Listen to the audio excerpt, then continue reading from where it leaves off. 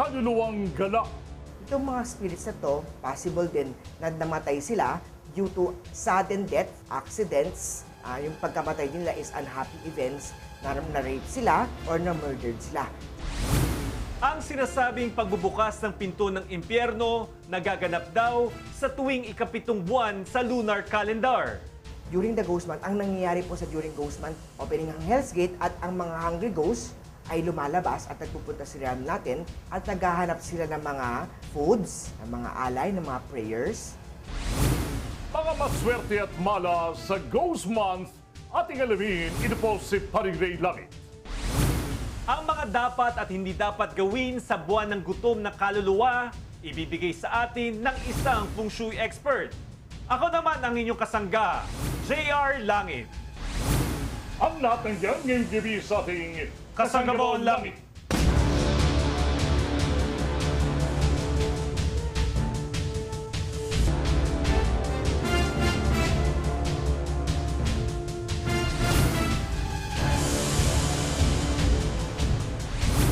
May paniniwala ang mga pure Chinese na kapag sumasapit ang ikapitong buwan ng lunar calendar ay nagbubukas ang pintuan ng impyerno.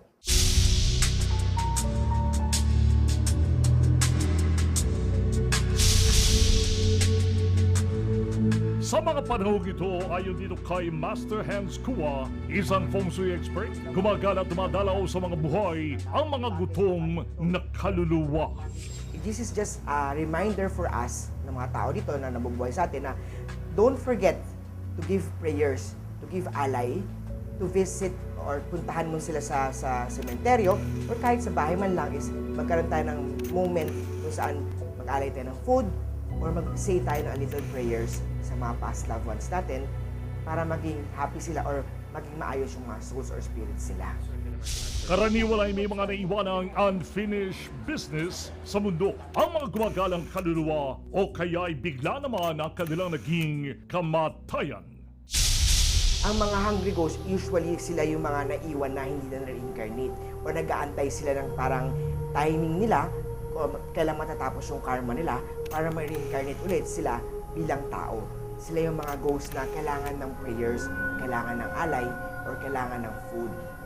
Ngayon ay taong 2014, nagsimula ang Ghost Month July 27 at magtatapos ito ng August 24. Subalit ang dapat daw ingatan ay ang kalagitnaan ng August 10, ang araw na mas lumalakas ang kapangyarihan ng mga kaluluwang gala.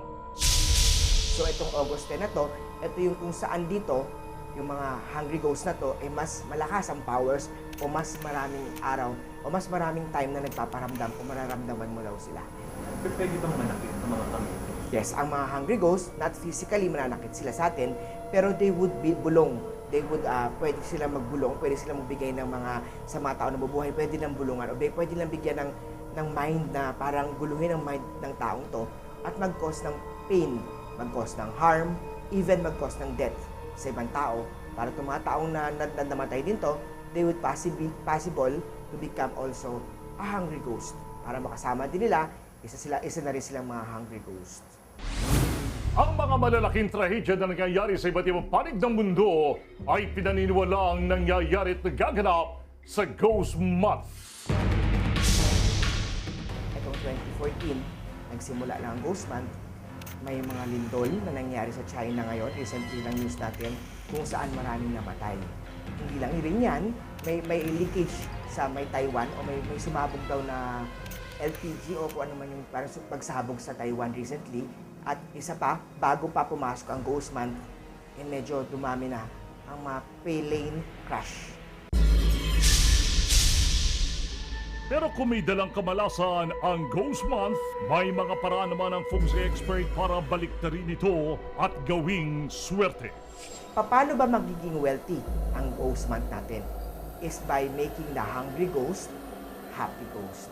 If the happy ghost ay nabigyan natin ng pagkain, naalayan natin ng prayers, nasunugan natin ng mga paper money, nagkaroon tayo ng mga incense prayers sa kanila, at they become happy.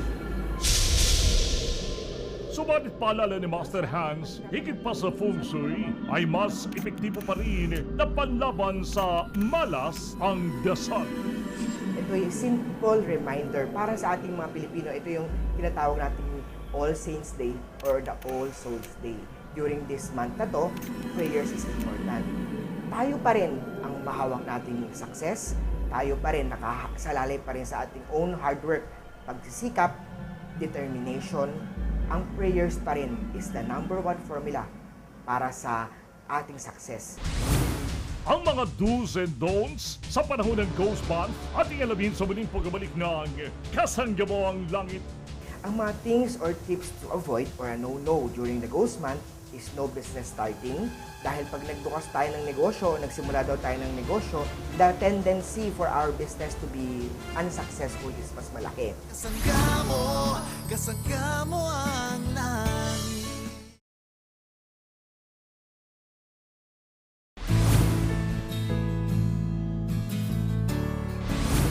Ang Ghost Month ay kahalintulad din ng All Souls Day na ginugunita taon-taon.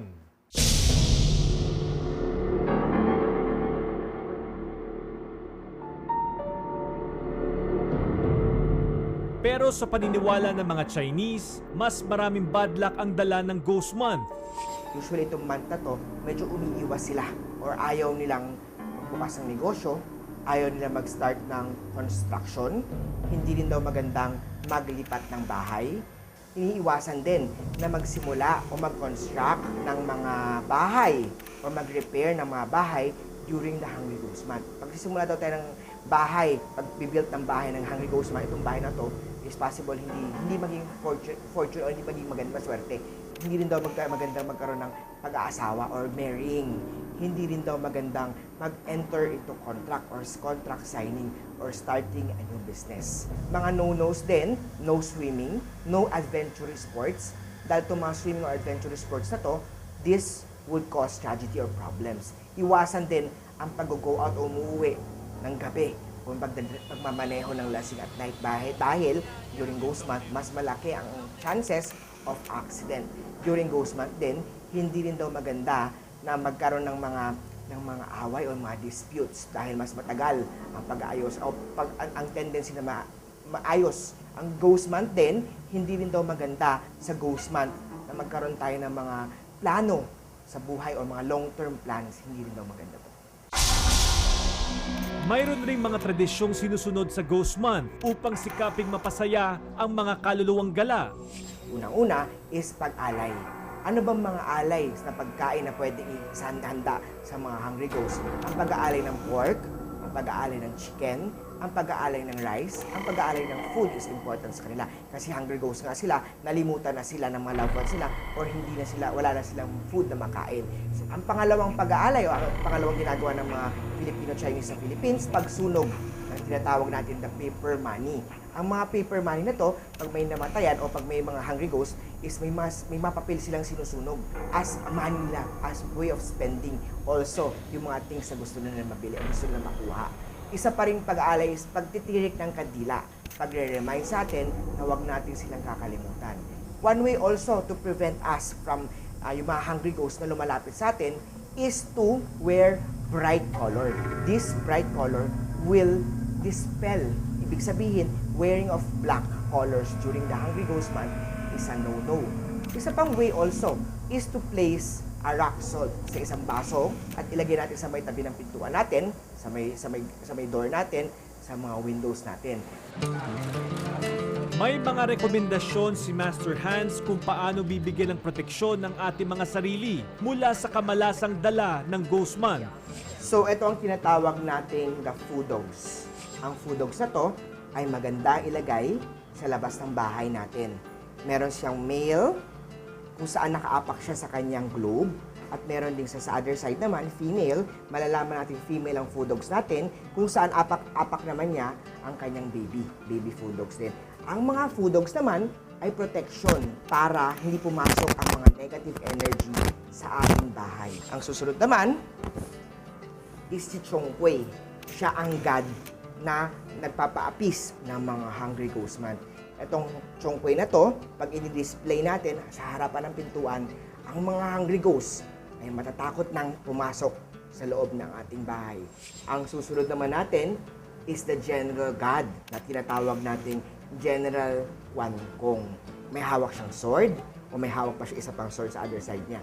Ang Quan Kong naman ay isang general warrior god para hindi mag-leak o hindi lokohin o hindi tayo malakawan sa ating business. Ang susunod natin is the Black Tourmaline.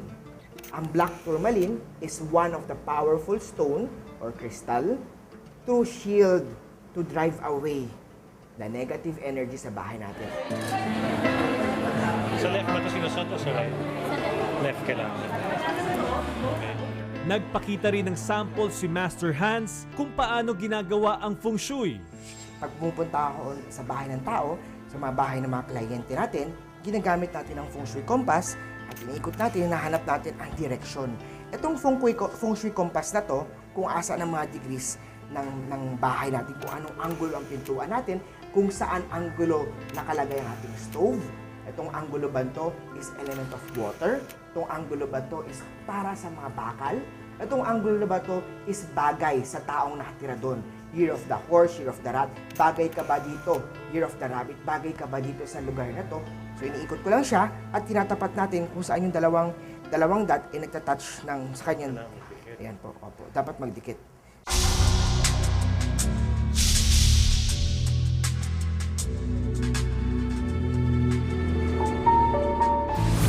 Bahagi na raw ng kultura ang tradisyon at paniniwala tulad na lamang ng dalang malas ng Ghost Month.